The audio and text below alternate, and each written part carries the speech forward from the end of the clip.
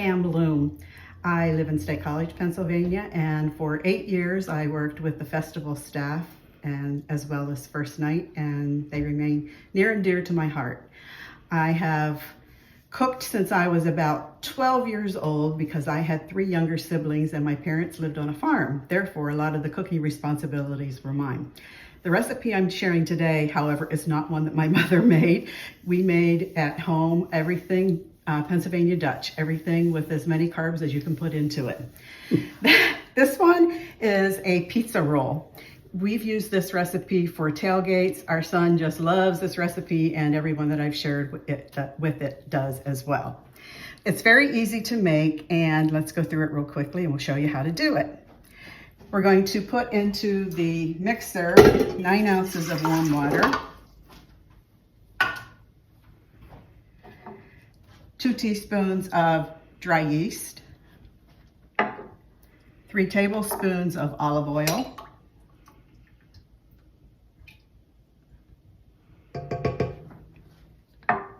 and we're going to mix that up. Oh, sure we are.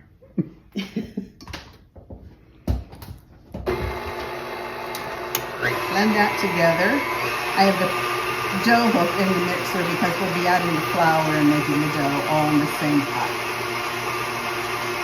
Now I have in the past too, I have a bread maker. If you really don't feel like going through all of these steps with your mixer, you can throw it all into your bread maker, put it on the dough setting, and after an hour and a half, you'll have the dough all ready to roll out and put your ingredients into as well.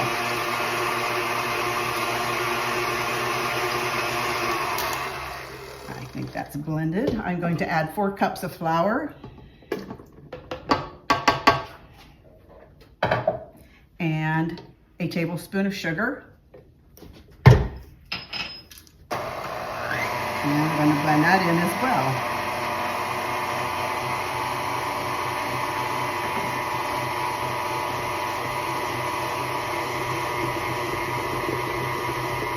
Once you've made this recipe a time or two, you'll know what the dough should look like, or if you make homemade bread a lot, you'll know just by looking at it whether it's the right consistency. On occasion, you'll need to throw in a little bit more water or a little bit more flour.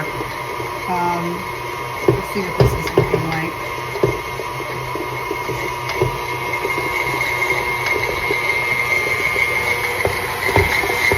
So it's starting to blend together. I'm thinking it might need a tad bit of water.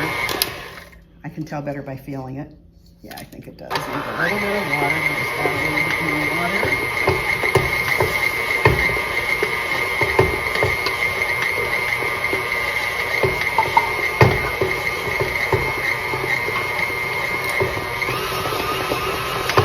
I'm one of those people that once I'm done making something in the kitchen, I have teaspoons and tablespoons and cups and measuring everything all over the kitchen. I think it's nearly ready now to put into a bowl for rising. As you'll see, it comes together really nicely into a ball. It's a little bit squishy, but not too, it doesn't stick to my fingers. You don't want it to be sticky. And so what you want to do now is put a non-sticking ham spray into your bowl. I usually work it just a little bit more just to be sure that it's all blended. Put it in your bowl, turn it around a couple of times, and it'll take about 60 to 90 minutes to let this rise. You can cover it with saran wrap or with foil, but I like to cover it with a cloth.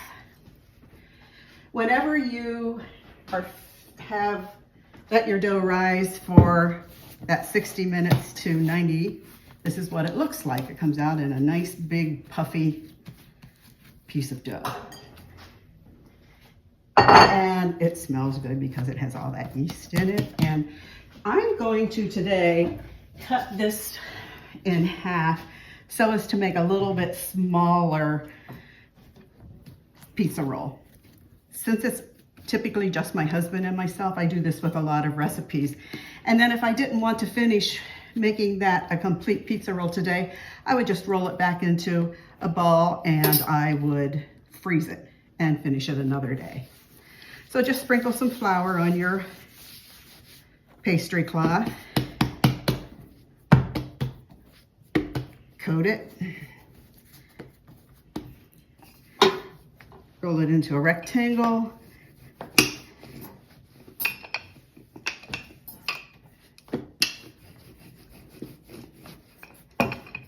Stretch it a little.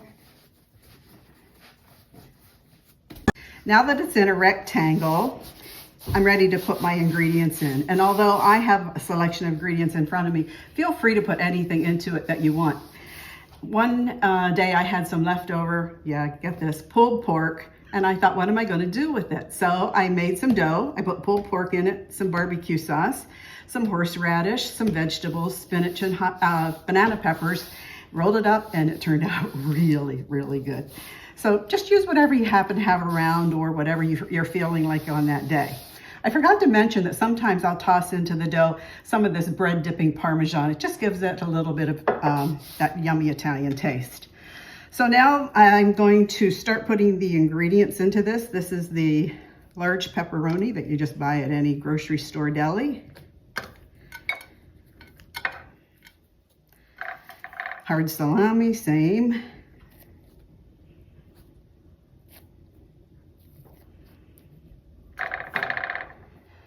Some baked ham. This is not low-cal, by the way. Some provolone cheese.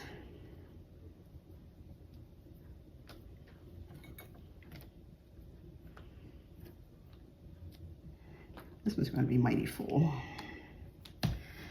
And some mozzarella, just because I feel like it today.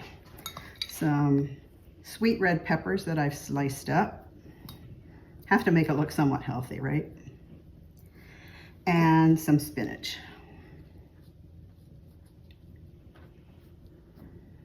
So now, starting at the long end, we just roll it up like you would a cinnamon roll or any kind of a jelly roll, kind of stuffing it in as you come on to this edge. And typically when I get to this outer edge, what I will do is just dunk my fingers in a little bit of water, wet it, and it will help to seal the dough together. As I said, this one's mighty full. It'll be yummy. And then tuck under your ends. Then you put 4 little slots in the top to allow the steam to escape. When you're choosing your vegetables, don't choose things like mushrooms that have a lot of moisture because it will make the pizza roll really wet. Choose vegetables like I have, like the spinach and the peppers, those sorts of vegetables. You can put in some kale, however you're feeling that day. So this is ready now to be stuck into the oven at 400 degrees for about 20 to 25 minutes. Whenever you do that, now this is a full one. It comes out looking something like this. And I'm going to slice into it and show you what it looks like in the inside.